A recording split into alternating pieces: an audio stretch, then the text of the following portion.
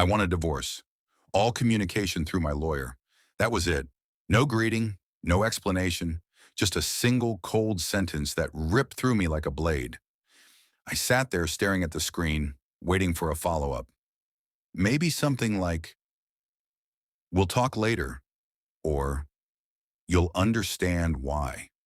But nothing came. My hands started trembling. After 8 years of marriage, after everything we'd built together, she wanted to end it through text. I wasn't shocked that we were struggling. I was shocked at how suddenly and coldly she had chosen to end it. The first instinct was to call her, then message her, then show up. But I didn't. Something inside me clicked. Something calm and quiet. I typed 2 words back. Understood. No anger, no begging, no emotion. Just that. And that single word, understood, was the beginning of everything that followed. I stood up, walked to my desk, opened my laptop, and started typing emails. Within an hour, I canceled her credit cards, froze the joint account, and revoked her access to everything tied to my name. Subscriptions, utilities, even the premium car insurance I'd been paying for her luxury SUV. Was it petty? Number. It was survival. Because if she wanted to end it through lawyers, then I'd treat it like business. The truth was, over the past few months, I had already seen signs that something wasn't right. Late-night calls she'd step outside to take. Random girls' trips that didn't match up with the tagged photos her friends posted. Distance at home, excuses about being emotionally exhausted. I had confronted her once, weeks earlier, gently asking if she was unhappy, if something was wrong. She said she was just stressed with work. But that morning, when that message came, it all made sense. By afternoon, I got a call from our bank. Apparently, Emily had tried to withdraw from the joint account, only to find it frozen. She hadn't expected that. By evening, I got an email from her lawyer requesting an urgent conversation regarding financial access and fairness during pending proceedings. I ignored it. The next morning, I was having coffee when my phone started buzzing again. Her lawyer, multiple times, then finally an email flagged urgent. "Mr. Walker, your wife is distressed. We request that you reinstate her access to basic financial needs. It's a legal and moral obligation." I smirked at the word moral. The same woman who blindsided me with a text after 8 years of marriage was now invoking morality. Instead of replying, I simply forwarded the message to my own attorney, a close friend named Daniel, who'd helped me with business contracts before. He called me right away. "So she's playing lawyer games, huh?" he said, almost amused. "Apparently," I replied. He asked for details, and I told him everything, from the strange behavior to that morning's message. When I mentioned that I had already cut her off financially, he paused for a second. "That's smart," he said, "because now she can't control the narrative. But expect her to panic. If she was counting on your money, things are about to get messy fast." He was right. By the second day, her tone shifted from cold professionalism to pure desperation. She had underestimated how much of her lifestyle depended on me. The car, the condo lease, even the private gym membership, all under my accounts. And I wasn't being vindictive. I was being strategic.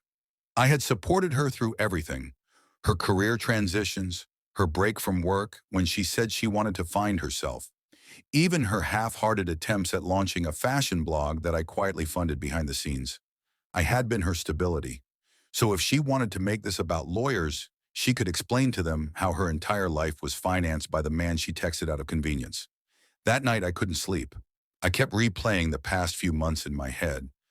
The way she'd pull away when I reached for her hand, the sudden privacy on her phone, the faint scent of cologne that wasn't mine when she came home late.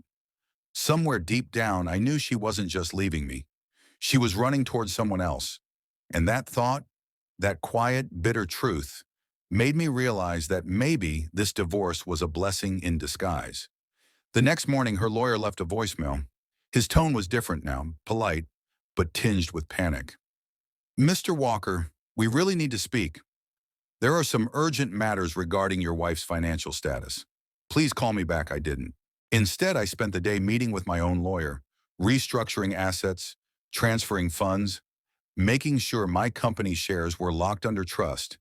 If Emily thought she could leverage divorce for money, she was in for a rude awakening. By the end of day 3, I finally got a call that made me laugh out loud. It was from her lawyer. Again. Except this time, his voice was frantic. "Mr. Walker, I've been trying to reach you. Emily is extremely upset. She claims you've left her without resources. We need to discuss an immediate financial arrangement or what?" I interrupted calmly. He hesitated. "Or we'll be forced to escalate legally." I smiled, sipping my coffee. "You're welcome to try. But before you do, tell your client that next time she wants to end a marriage, she might want to check whose name is on the assets first." He stammered something about fairness, but I hung up. That was 72 hours after the first text. And that's when the real story began. When the truth about why she wanted that sudden divorce came out, and everything I thought I knew about my wife shattered completely. Because what she didn't know was that I already knew. I knew about the man. I knew about the hotel. And I had been waiting for her to make the first move. 3 days after her text, I was sitting in my office going through quarterly reports when Daniel, my lawyer, called me. "She's panicking," he said, barely able to hide his grin. Her lawyer called again this morning. "They're trying to negotiate temporary spousal support. Do you want me to entertain it?" "No," I said. "Let them stew a little longer." Daniel chuckled. "You're colder than I thought, Mark." "I'm not cold," I replied. "Just done being played." He paused. "You're sure you don't want to know why she filed so suddenly?" I leaned back in my chair. "Oh, I already know. Because 2 weeks before her message, I had hired a private investigator. It wasn't out of paranoia. It was instinct. You can always tell when someone's heart leaves the room before their body does. She had been distant, distracted, and emotionally checked out for months. I just needed confirmation. And I got it. A folder full of photographs. Emily meeting a man outside a hotel. Different times, different days.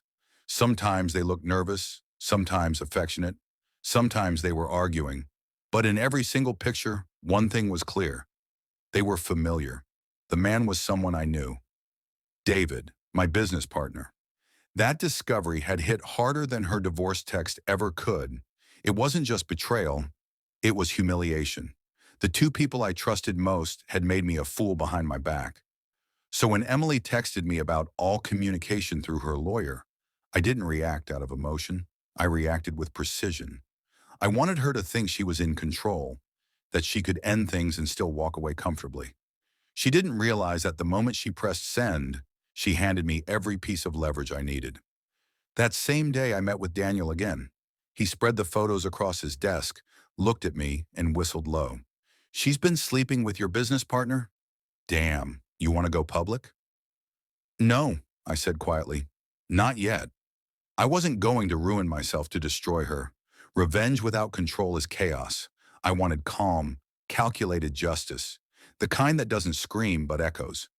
We started by quietly restructuring the company. I had proof of David's misconduct. He'd been funneling company funds into side ventures under Emily's name. It was subtle, but Daniel and I found the trail. So we documented everything. Every wire, every hidden expense, every digital footprint. While Emily and David were probably planning how to legally extract my assets through a clean divorce, I was building the case that would make them lose everything. By day 4, Emily finally called me herself. Her voice was shaky but tried to sound firm. "Mark, this is ridiculous. You can't just cut me off like that. I'm not your enemy." I took a slow breath.